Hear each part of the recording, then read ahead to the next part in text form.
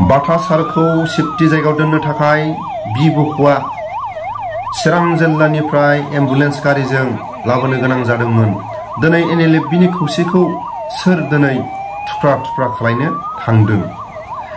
गारबोनाय समफोरखौ NLFBनि स्ट्रं माखासे डिसिप्लिना NLFBनि खौसेखौ दंस खालायबोदों आरो दिनै NLFBनि खौसेखौ दिनै सोरनि दिनै राजनितिक आखाइ दं?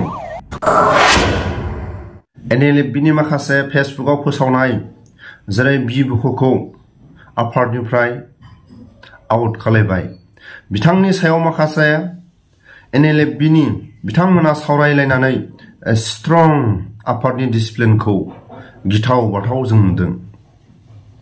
माखासे गारबोनाय समफ्राव NLFBनि स्ट्रं डिसिप्लिना NLFBनि खौसेथिखौ थुख्रा थुख्रा खालायबोदों। बेफोरखौ जुदि गोसोखाङोब्ला गिथाव बाथाव नुयो। गिथाव बाथाव नुयो। बेनि थाखायनो आं खावलायो जेरैबायदि NLFBनि स्ट्रं डिसिप्लिना सोरबा राजनितिकनि आखाइजों लोब्बा थाफानानै NLFBनि जोबथेसालियाव थानाय बिथांमोनखौ दिनै बिटिआर एकर्डआ मा खामानि मावनो हादों?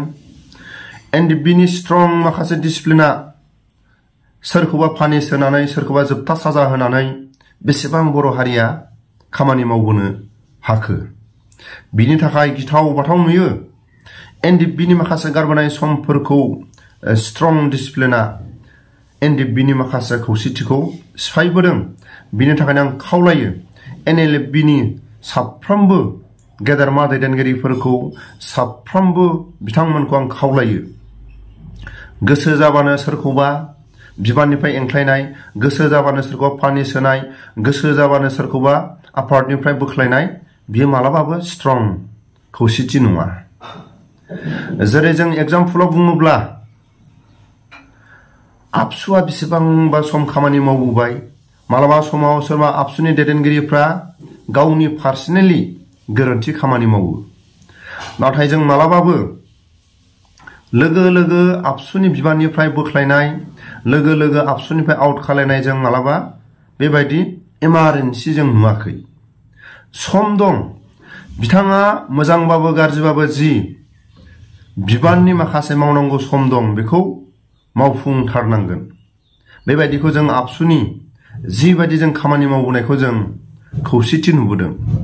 बेबायदि माखासे बिथांमोनखौ मोजां गाज्रि खामानि मावब्लाबो बिथाङा जि मावनांगौ सम दं बिथाङा मावथारनांगोन। बेखौ जों बेबायदिनि गेजेरजों जों खौसेखौ नुबोदों। नाथाय दिनै जों NLFBनि माखासे गारबोनाय समफोरनि डिसिप्लिनखौ जों नाहरोब्ला गिथाव बाथाव माखासे डिसिप्लिना NLFBनि खौसेखौ थुख्रा थुख्रा खालायनानै NLFBनि जि थांखि बेखौ दिनै जाफुंसारनायखौ जों नुवाखै। दिनैनि समाव आरो NLFBनि माखासे स्ट्रं खौसेखौ दिनै सोरबा राजनितिकनि आखाइ दं नामा? दिनै खोनानो मोननाय बक'नि खुगानिफ्राय जों खोनानो मोनदों ससियेल मिडियानि गेजेरजों बिथांजों लोगोसे सानैसो बिथांमोनखौ NLFB आफादनिफ्राय आउट खालायनायनि उनाव आरो बी बक' सारनि खुगानिफ्राय जों खोनानो मोनबाय बिथांजों लोगोसे NLFB केडारफ्रा 40 जननि बारा लोगोआव दंफायो। अब्ला दिनै मा जानो थांगासिनो दं? गिथाव बाथाव जोंनि हारिनि गेजेराव थुख्रा थुख्रा जुदि जोंनि माखासे रायजो राजाफोरनि जि आसा, जि गावनि लोगोफोरनि आंगो लोगोफोरनि गोसोआव गोजोननाय मोनदोंमोन NLFB आफादनि सावरायनाय थांखि बिथांखिया जोबथेसालियाव थानायफोरखौ उदां खालायनायाव एसेबाबो हेफाजाब होगोन, NLFBनि केसनि जेंनाफोरनि सायाव हेफाजाब होलांगोन, थांनानै थानायाव माखासे बर' समाजनि गेजेराव हेफाजाब होलांगोन। नाथाय जों दिनै सोरबा राजनितिकनि आखाइ दंदेरो नामा? सोरखौबा गोरोन्थिनि सायाव बोख्लायनाय, सोरखौबा गोसो जाबानो आफादनिफ्राय दोननाय बेसेबां गनायथाव? बी बक' सारनि जि गावनि दैदेनगिरिफोरनि थाखाय, गावनि आंगो लोगोफोरनि थाखाय जि खामानि मावनो थाखाय आगान सुरदों गावनि लोगोफोरनि केसनि जेंनानि थाखाय समाजनि थाखाय सिमा बारायनायनि थाखाय जेरै खामानि मावनो माखासे NLB आफादाव जि गावनि बिबानखौ लानानै स्ट्रं समाजनि गेजेराव माखासे बाथ्रा बुंबोदों जेरैबायदि सरकारनि सायाव थोंजोङै खोथाफोरखौ खावलायदों फोरमायना होदों बेबायदि खोथाफोरखौ आंनि चेनेलनि नायगिरि गेदेरमा रायजो राजा एसे खोनासंलांगोरदो। दिनै क्लियारखौ होनाया मोजां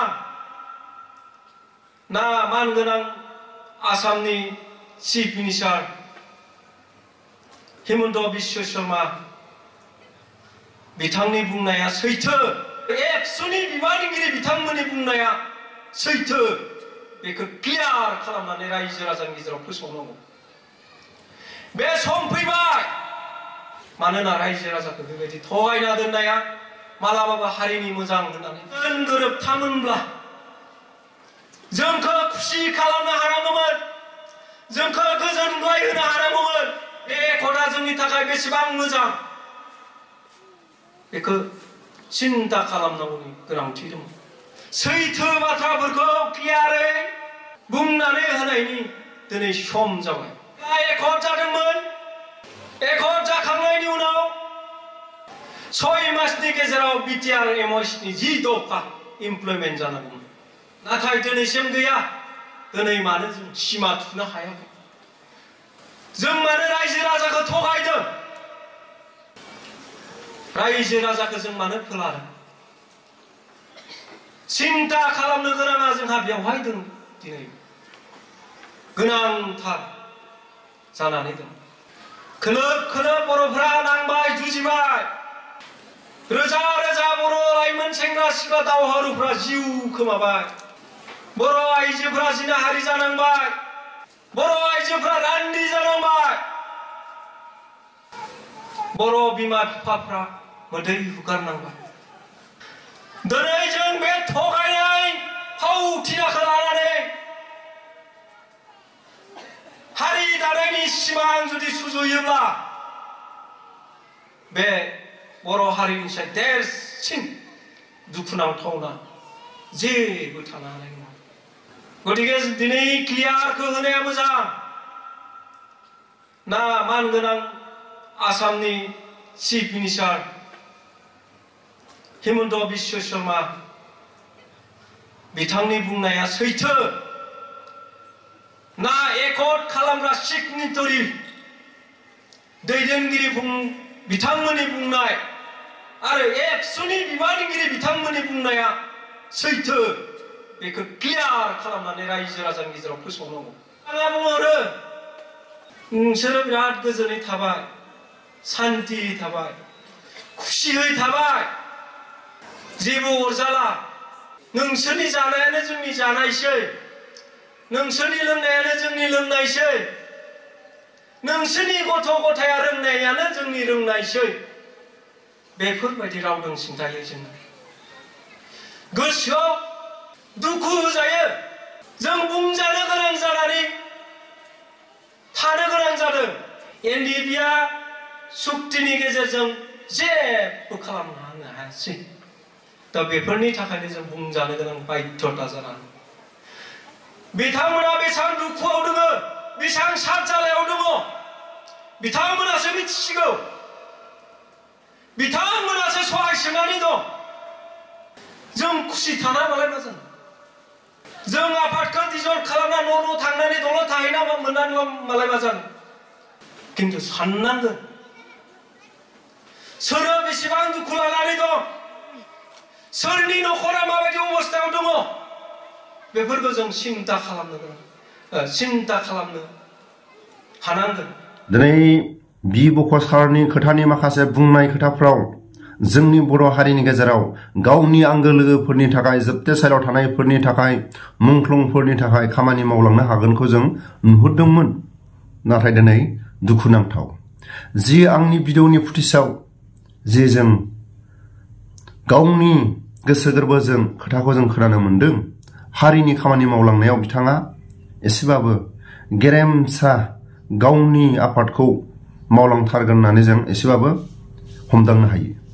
बिथांमोना जेब्ला NLB आफादखौ थामथिम बा NLB आफादखौ जेब्ला जोबथेसालियाव थानाय गावनि आंगो लोगोफोरनि थाखाय गावनि माखासे समाजनि खामानि मावनो थाखाय जेरैबायदि NLBखौ जान्जि खाफ्रानाय समाव जों खोनानो मोनदोंमोन जेब्ला बाथा सारा पुलिसनि नासयनाय सरकारनि नासयनाय गावनि आंगो लोगोफोरनि नासयनायाव बिथाङा गोदाव सोराव थानो गोनां जादोंमोन बेबायदि समाव बि बक' सारा बिथांनि गोदाव सोराव जानायखौ खोनानो मोननानै बिथांखौ सेफटि जायगायाव आरो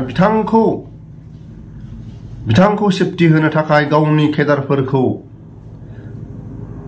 चिरां जिल्लानिफ्राय क'क्राझार जिल्लानिफ्राय बिथांखौ एम्बुलेन्स गारिजों लेंहरनो गोनां जादोंमोन एम्बुलेन्स गारि हरनानै बिथांखौ लाबोनो गोनां जादोंमोन होननानै जों खोनानो मोनदों अब्ला दिनै बेसेबां बाथानि गोदाव सोराव जानाय समाव बि बक'आ माबायदि सेफटि होनानै बिथांखौ सेफटि जायगायाव लाबोनो थाखाय एम्बुलेन्स गारिखौ दैथायहरनो